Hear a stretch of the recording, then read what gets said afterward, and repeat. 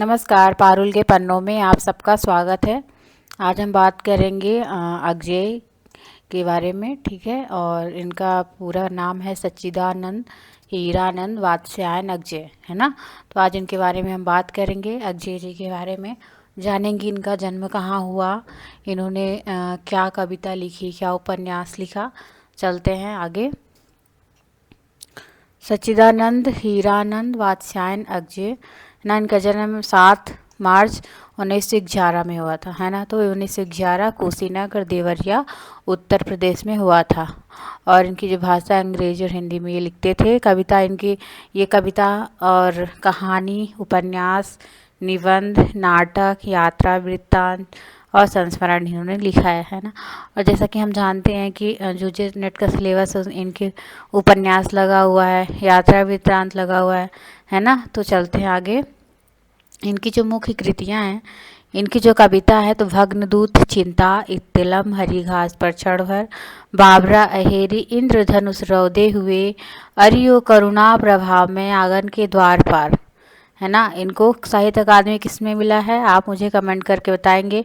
आंगन के द्वार पार, पूर्वा, सुनहले सैवाल, कितनी नावों में कितनी बार, कितनी नावों में कितनी बार, क्योंकि मैं उसे जानता हूँ, सागर मुद्रा, पहले मैं सन्नाटा बुनता हूँ, महावृक्ष के नीचे, नदी की वाक छाया, ऐसा कोई घर नहीं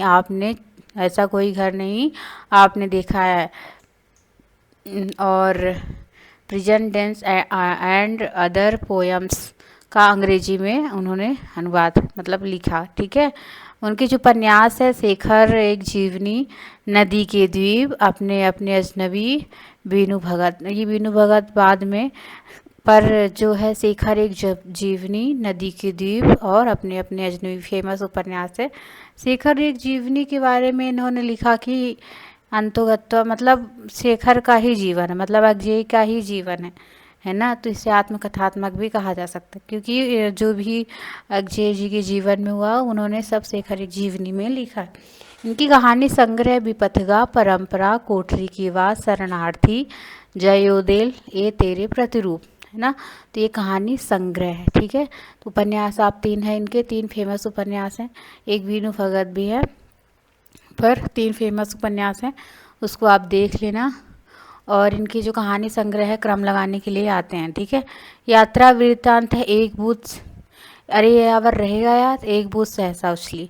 इनका ये 2 यात्रा वृत्तांत है, एक में स्वदेश का वर्णन है, एक में विदेश का, ठीक है, यात्रा वृत्तांत में।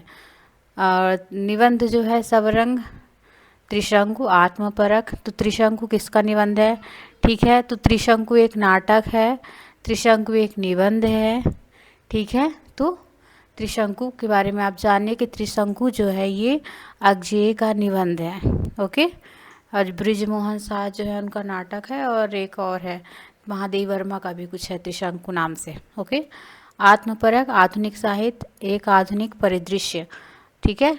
आगे चलते हैं। संस्मरण में स्मृति लेखा इनका संस्मरण है, डायरी इन्होंने लिखा भवंती नाम से, अंतरा और शाश्वती, भवंती, अंतरा, शाश्वती। और उत्तर प्रियदर्शी जो है इनका नाटक है। तो अक्षय का नाटक क्या है, उत्तर प्रियदर्शी, ओके। आगे चलते, इन्होंने अनुवाद किया गोरा नाम से, रविंद्रनाथ टैगोर का बंगला भाषा में लिखे, तो इन्होंने अनुवाद किया है, ठीक है।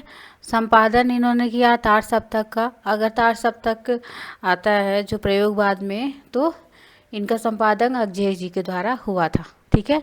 3 खंड। पुष्पीकरण, रूपांतरण, ये सभी इनके कविता संग्रह हैं। सैनिक, विशाल भारत, दिनमान, इन्होंने इसमें मतलब पत्रिकाएं निकाली, किसमें, सैनिक में, विशाल भारत, प्रतीक पत्रिका बहुत फेमस है, दिनमान, है ना। आगे चलते हैं। इनको साहित्य अकादमी मिला और ज्ञानपीठ पुरस्कार मिला। तो अक्षय जी को साहित्य अकादमी मिला है और ज्ञानपीठ पुरस्कार। इनका निधन 4 अप्रैल 1987 में होता है। धन्यवाद। लाइक, शेयर और सब्सक्राइब करें।